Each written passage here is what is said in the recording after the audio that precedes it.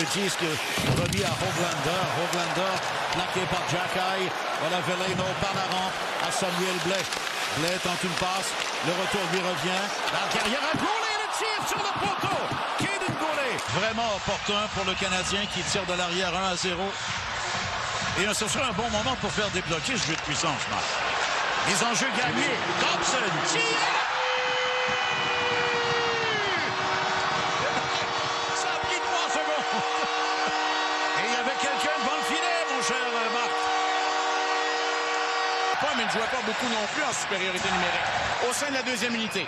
Est-ce que c'est Slafkovský qui fait dévier la rondelle? J'ai bien l'impression, mais peu importe, c'est grâce au tir de Noah Dobson et à la présence de Slafkovský.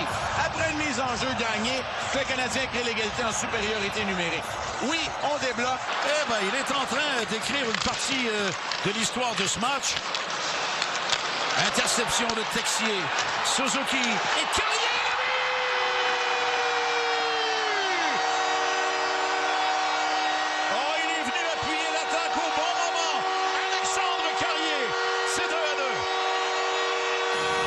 Le disque à Caulfield.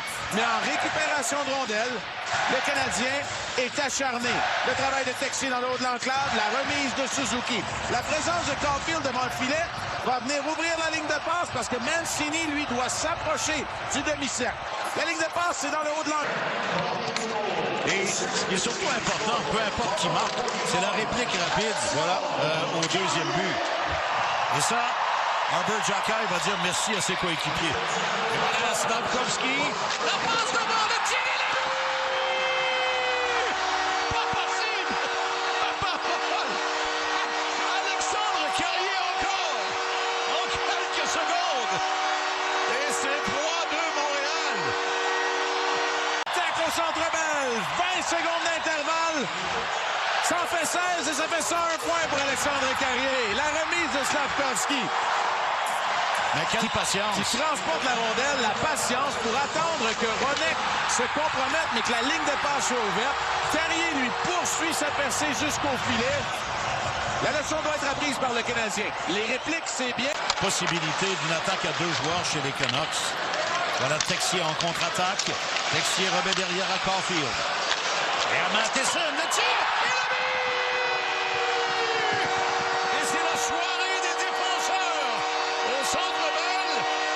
Mike Matheson redonne les devants aux Canadiens. Une présence devant le filet à nouveau. Et comme le mentionnaient nos collègues Bruno et Max, des défenseurs qui appuient l'attaque.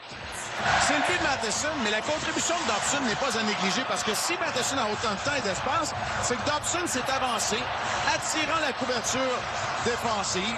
Il va compléter la manœuvre avec un bon tir et Alexandre Texier tente le dégagement, mais Kampf intervient. Interception de Kapanen ensuite et la passe de Hudson vers Slafkovský. Slafkovský tente du revers, c'est bloqué par Wilander. Slafkovský reprend vers Hudson. Hudson remet le disque à Demidov. Demidov à Slafkovský, le tir! Vif comme l'éclair! Juraj Slafkovský! C'est 5-3! Poursuit son excellent travail et le Canadien tire parfait avantage d'une défensive poreuse du côté des Canucks. On cherche les couvertures défensives, on les dédouble par moment et un tir vif dans la partie supérieure. Cette fois-ci, Toropilo a été trop agressif dans son déplacement. Il y avait le plus de temps de jeu, légèrement supérieur à Mike Matheson. Voilà Slafkovský qui relance l'attaque par le centre, derrière à Demidov.